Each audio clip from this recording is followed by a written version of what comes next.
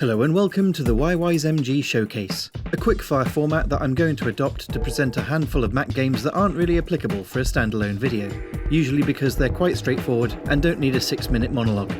I thought I'd group these by year, so we'll start with 5 games from 1995, which I'm running on this recently acquired 120MHz Power Macintosh 8200. We'll kick off then with Swoop. Developed in Australia on an LC520 by Dave Waring and published by Ambrosia. This is a typical Ambrosia title in so much that it's taken a classic arcade format and spiced it up with colourful pre-rendered sprites, attention-grabbing sound effects, and some neat tweaks to standard gameplay which make it a bit different. It's cut from the Galaxian cloth with squadrons of frog-like swoopers swooping at the player rather haphazardly and offering more points if hit while doing so. Players are rewarded with a temporary weapon upgrade if they manage to hit a yellow leader frog while in flight, which can be activated upon command. This is an excellent time killer which delivers opportunities for very high scores.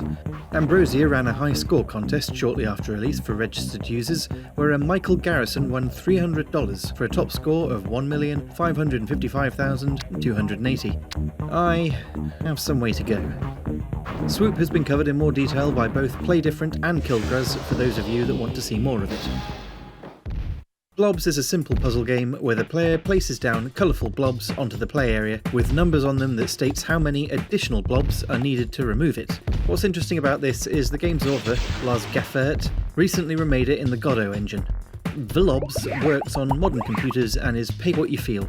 Link in the description. It looks very snazzy and plays at a slightly more relaxed pace than the original. Back to blobs though, the blobs themselves can be removed from the play area in groups as low as 2, but bigger groups of blobs deliver more points. With several different colours in play at any one time and immovable stone blocks getting in the way as the stage progresses, it's not especially easy to finish the larger arrays off. The concept has its origin in Autonomo by Blue Byte, which by extension means it shares similarities with Ambrosia's Chiral. Out of these 3, Blobs is my favourite, and overall a competent arcade puzzle title. Vivarium by Ryan Koopmans isn't technically a game, but I wanted to mention it as I messed around with it quite a lot over the years after finding it on a Mac format cover disc in its own little section of applications that mimicked life. Vivarium stimulates an ecosystem where the user can control the level of available food and 4 creatures that all have their place in a food chain. Users defined what features they have upon introduction. I had to look up what olfacation meant. Sense of smell apparently.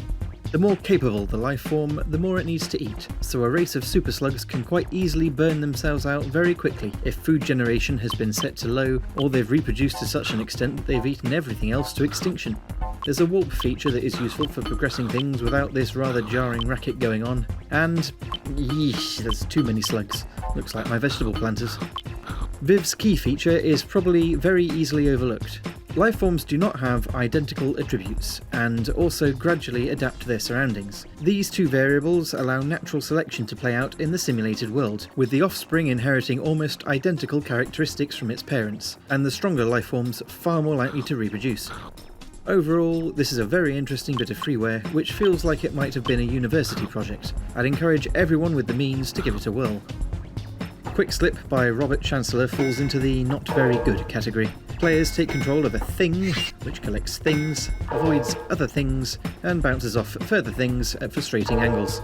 From my perspective, this might have held some entertainment value if the controls were better, but I found it far too difficult to pilot the primary thing due to movement that was simultaneously too fast and too slow, no straightforward procedure to come to a halt, and the aforementioned clunky bounce mechanics. A dedicated button to brake could have improved things a lot, but as it is, I was unable to clear the second screen. Item number 5 in this showcase is Netherworld from Stickman Games. Netherworld takes place in the Nether. Well, it doesn't specifically stipulate where this is, but the paragraph of setting in the README says that the player is retrieving souls from the Dark Lord.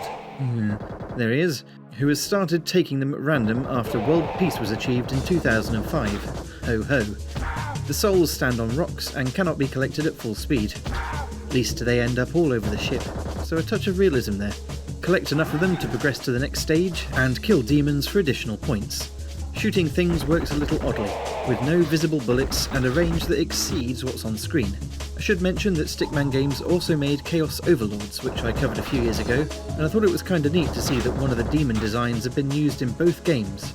I quite like how the aggressors slowly disintegrate as the player shoots at them, gradually falling apart like a biscuit that's been dunked in tea too many times, and eventually becoming a pile of slop.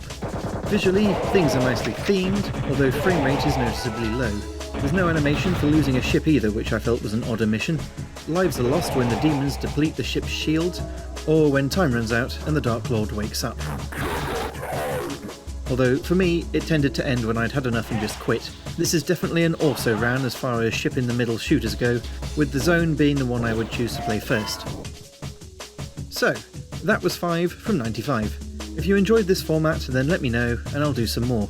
I suppose I've put 1 in the title of this video, so I'll need to do a second at the very least. All games can be downloaded at the usual places, see the description for links, and with that, I'll wrap things up. For more old Mac content, do check out all the other stuff I've done on this channel, and subscribe to keep on top of future content. Thanks for watching then, and see you next time.